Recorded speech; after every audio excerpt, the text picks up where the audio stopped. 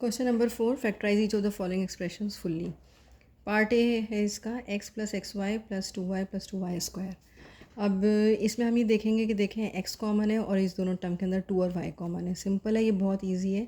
इसमें से हमने x को कॉमन ले लिया, यहाँ हमारे पास 1 रह गया, क्योंकि x को डिवाइड बाई x करें तो 1 रह जाता है। प्लस यहाँ से x आ चुका था, हमने y हो गया हमारे पास। यहाँ पर दोनों टर्म्स में 2 कॉमन है और y कॉमन है, वो हमने ले लिया। यहाँ पर 2y बाहर आ चुका है तो सिंपल 1 रह गया, और यहाँ पर जो है वो 2 बाहर आ चुका है और y की पावर यहाँ पे 2 है, और जबकि हमने एक y बाहर लिया तो एक y हमारे पास अंदर रह गया। तो इस तरह हमारे पास जो फैक्टर्स आ गए वो 1 प्लस वाई और x प्लस 2y, और ये हमारा आंसर है। पार्ट बी है इसका, x square minus 3x plus 2xy minus 6y। अब आप ये देखें कि ये वाले जो दो टर्म्स हैं हमारे पास, इसमें हमारे पास x कॉमन है और इन दोनों टर्म्स के अंदर हमारे पास y कॉमन है।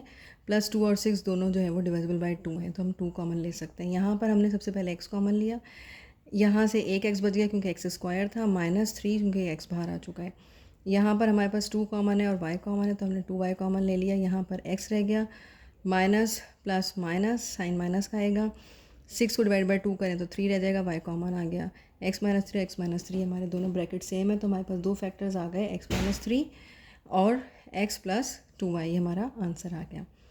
पार्ट सी है हमारे पास, 3x square plus 6xy minus 4x minus 8x।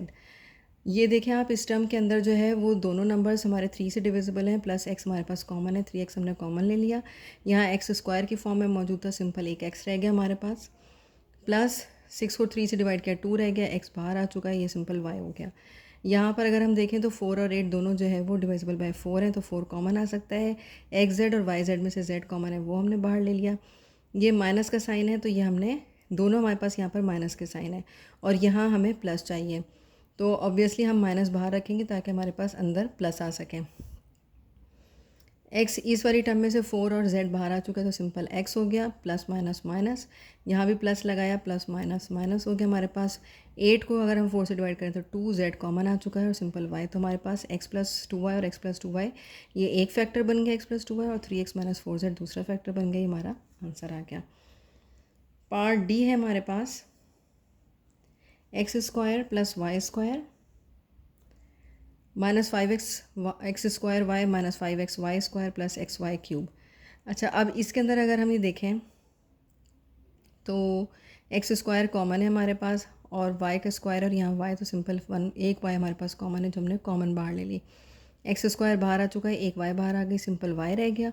ये माइनस आ गया हमारे पास, 5 आ गया हमारे पास, एक्स स्क्वायर बाहर आ गया और y भी बाहर आ चुका है, तो y माइनस 5 हमारे पास अंदर आ गया।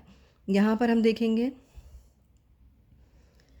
अब हम ये देखेंगे कि ये माइनस 5xy स्क्वायर है, तो x कॉमन है हमारे पास और यहाँ y स्क्वायर और y क्यूब, तो इसका मतलब है कि y स्क्वायर हमारे पास टर्म कॉमन है। यहाँ 5 के साथ माइनस का साइन है, तो यहाँ हमारे पास पहले 5 है, 5 का साथ माइनस का साइन लाने के लिए हमने बाहर प्लस रखा, अंदर माइनस रखा, प्लस माइनस माइनस हो गया।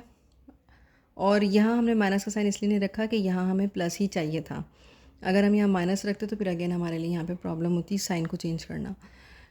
तो अब हमने उसके बाद क्या हुआ कि यहाँ पर हमारे पास x भी बाहर आ चुका है और y का स्क्वायर है, तो सिंपल y आ गया।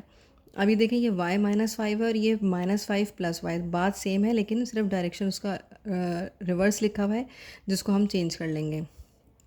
X square y minus 5 plus x y square, और ये y यहाँ आ गया और ये माइनस 5 हमारे पास यहाँ आ गया। फैक्टर्स अब देखें, ये x माइनस वाई माइनस 5 और y माइनस 5 सेम हो गया, तो ये हमारा एक फैक्टर बन गया। X square y plus x y square, ये हमारा दूसरा फैक्टर बन गया और ये हमारा आंसर है।